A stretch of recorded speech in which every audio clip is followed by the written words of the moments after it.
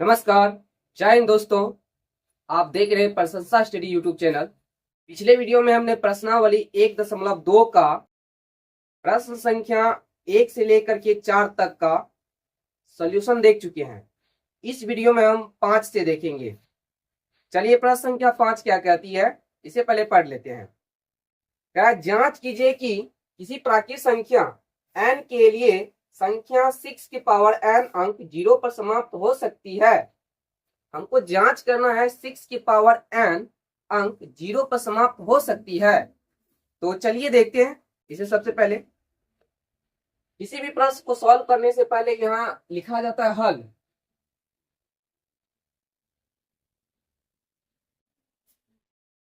हल देखिए, प्रश्न कह रहा है कि 6 की पावर n अंक, तो यहां लिख लेंगे चूंकि 6 की पावर n अंक है, इसीलिए 6 की पावर n का अभाज्य गुणनखंड हो जाएगा। अभाज्य गुणनखंड बराबर 2 गुना 3 के पावर n, मतलब 2 और 3 को गुना करेंगे 2 तिया 6 हो जाएगा। वही लिखे हैं, इसकी पावर n था तो यहां पर n दे दिए। ठीक है, अब हम जानते हैं कि 6 के पावर n अंक 0 पर समाप्त हो सकता है। समाप्त हो सकता है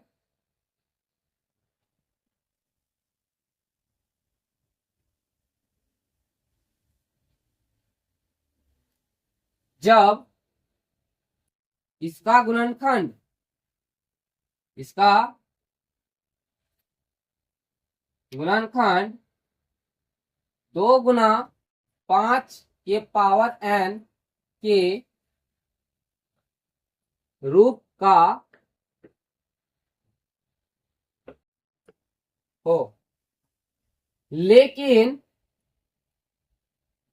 6 पर पावर n का अभाज्य गुणनखंड, अभाज्य गुणनखंड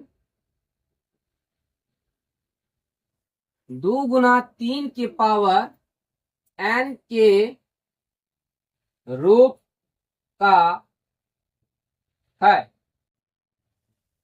इसलिए ये 0 पर समाप्त नहीं होगा।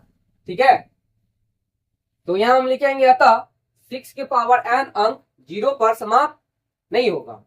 ठीक, यहां आप लिख लेते हैं अतः 6 की पावर n अंक 0 पर समाप्त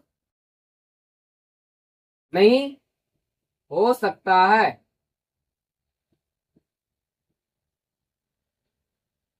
ठीक है, यही हमको प्रूव करना था कि 6 के पावर n अंक 0 पर समाप्त हो सकता है या नहीं, तो नहीं हो सकता है। ठीक है, यहां पर लिख देंगे प्रूफ।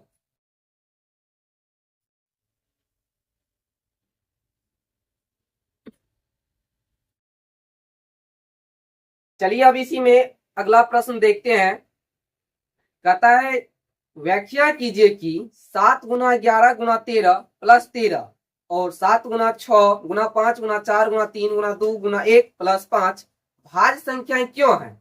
तो भाज्य संख्या होने का जो नियम होता है उसमें होता है कि उसका अभाज्य गुणनखंड एक और स्वयं के अलावा कोई और संख्या भी है, मतलब उसका अभाज्य गुणनखंड 2 या 2 से अधिक बार आता है तो उसे हम भाज्य संख्या कहते हैं। जैसे अभाज्य संख्या को छोड़कर जो संख्या होती है उसे हम भाज्य संख्या कहते हैं। ठीक है, तो यहाँ पे अभाज्य संख्या का होता है कि जिसका गुणनखंड केवल और केवल 2 हो, अर्थात जो एक और स्वयं के अलावा किसी अन्य संख्या से न कटे उसे हम अभाज्य संख्या कहते हैं।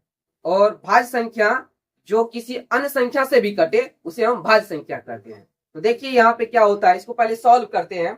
ठीक है, प्रश्न संख्या 6, इसका हल देख रहे हैं।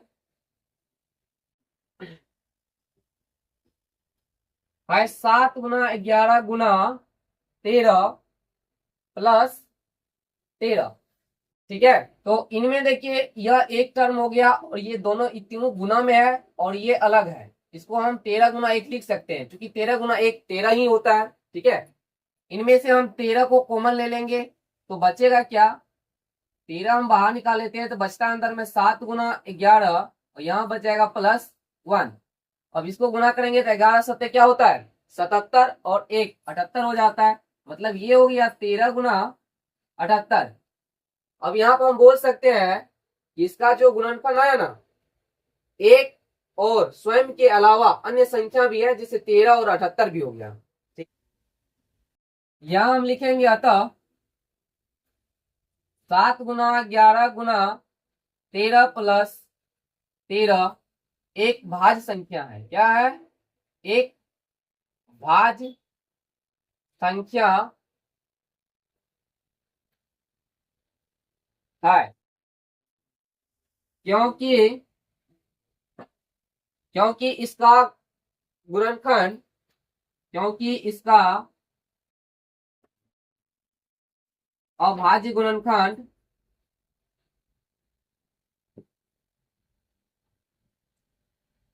अभाज्य गुणनखंड एक और स्वयं के अलावा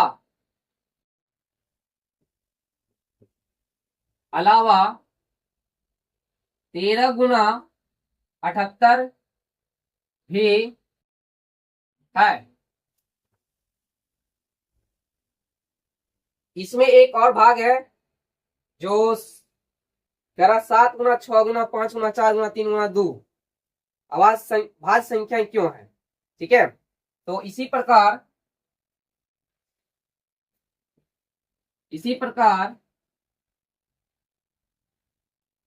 7 गुना 6 गुना 5 गुना 4 गुना 3 गुना 2 गुना 1 + 5।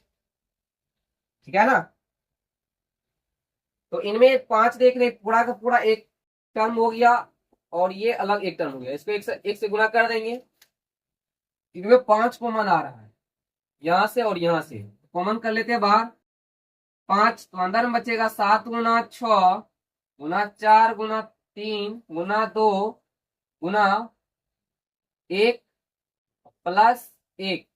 ठीक है, तो इन सबको गुना कर लेंगे यहां से यहां तक और इनको जोड़ देंगे।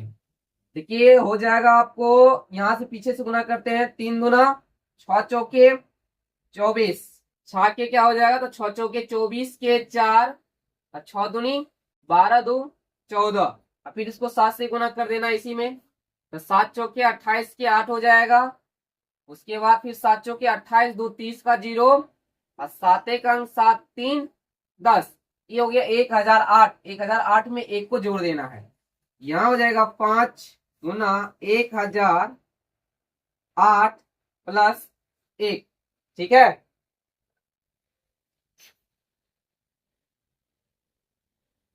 अब यहां पे कर लेंगे इसको 5 गुना 1009 हो जाएगा। 1008 में एक जुट जाएगा तो 1009 हो जाएगा। यहां फिर से वही बात लिख लेंगे। अतः 7 गुना 6 गुना 5 गुना 4 गुना 3 गुना 2 गुना 1 + 5 एक भाज्य संख्या है। क्या है, एक भाज्य संख्या है। क्योंकि इसका गुणनखंड क्योंकि इसका अभाज्य गुणनखंड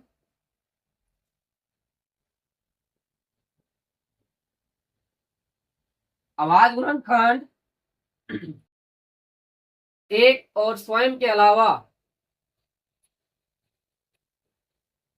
स्वयं के अलावा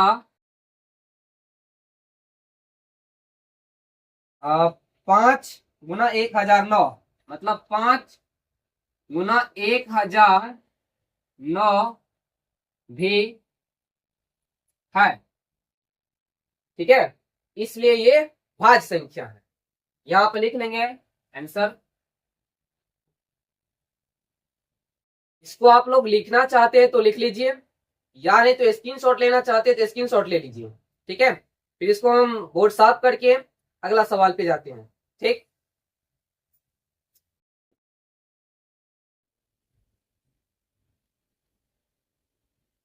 आइए इसका अगला प्रश्न देखते हैं। अगला प्रश्न कह रहा है किसी खेल के मैदान के चारों ओर एक वृत्ताकार पथ है। ठीक है, इस मैदान का एक चक्कर लगाने में सोनिया को 18 मिनट लगते हैं, जबकि इसी मैदान का एक चक्कर लगाने में रवि को 12 मिनट लगते हैं। मान लीजिए वे दोनों एक ही स्थान और एक ही समय पर चलना प्रारंभ करके एक ही दिशा में चलते हैं, तो कितने समय बाद वे पुनः प्रारंभिक स्थान पर मिलेंगे। देखिए इस प्रश्न में कह रहा है कि एक वृत्ताकार क्या है, पथ है। सोनिया और रवि दोनों एक ही स्थान से चलना प्रारंभ करते हैं, मान चलिए यहीं से चलना प्रारंभ करते हैं। ठीक है, ये रहा सोनिया की चलने की चाल। सोनिया को कितना मिनट लगता है समय, 18 मिनट, जबकि रवि को 12 मिनट लगता है। मतलब रवि भी यहीं से चलना प्रारंभ करते हैं, रवि भी यहां से ही चलना प्रारंभ करते हैं, तो रवि को चलने में लगता है समय 12 मिनट। इसका मतलब ये हुआ कि रवि का चलने का जो रफ्तार है, स्पीड है, वह ज्यादा है।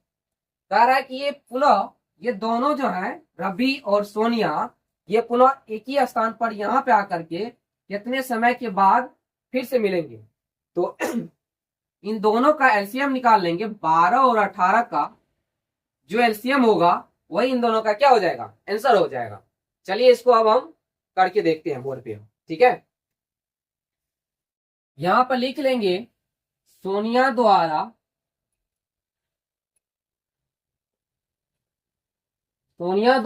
एक चक्कर लगाने में लगा समय बराबर कितना मिनट, 18 मिनट। ठीक है, तथा रवि द्वारा एक चक्कर लगाने में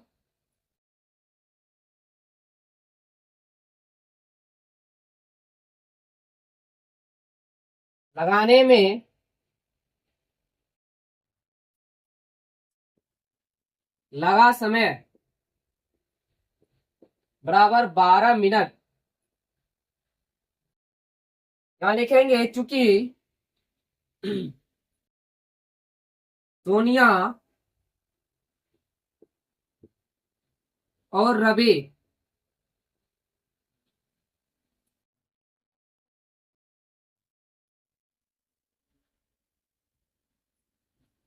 एक ही समय में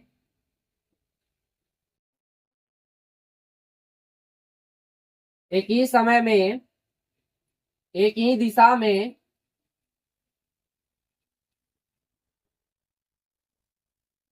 और एक ही स्थान से चलना प्रारंभ करते हैं,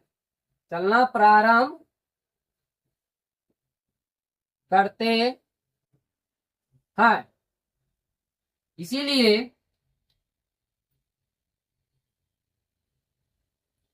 इसलिए वे दोनों पुनः प्रारंभिक स्थान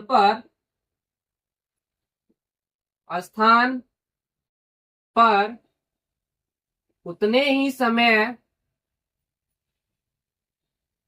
के बाद मिलेंगे जितना 12 और 18 का एलसीएम होगा।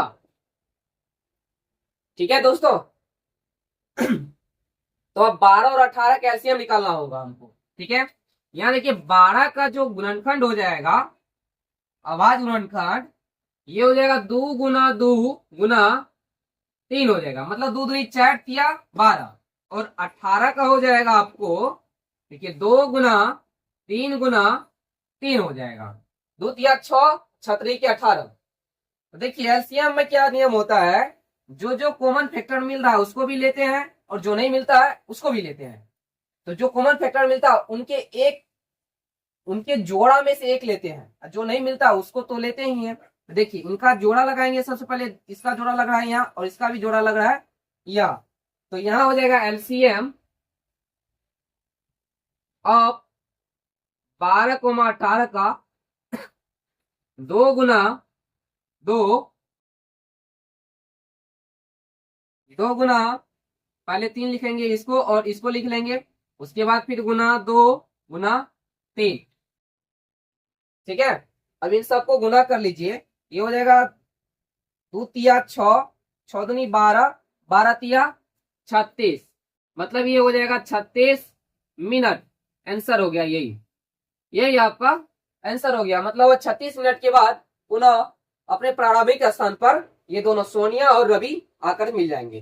ठीक है, इस तरह से आपका ये प्रश्नावली आज कंप्लीट हो रहा है। आगे की वीडियो देखने के लिए आप हमारे चैनल को सब्सक्राइब कर लीजिए। ठीक है,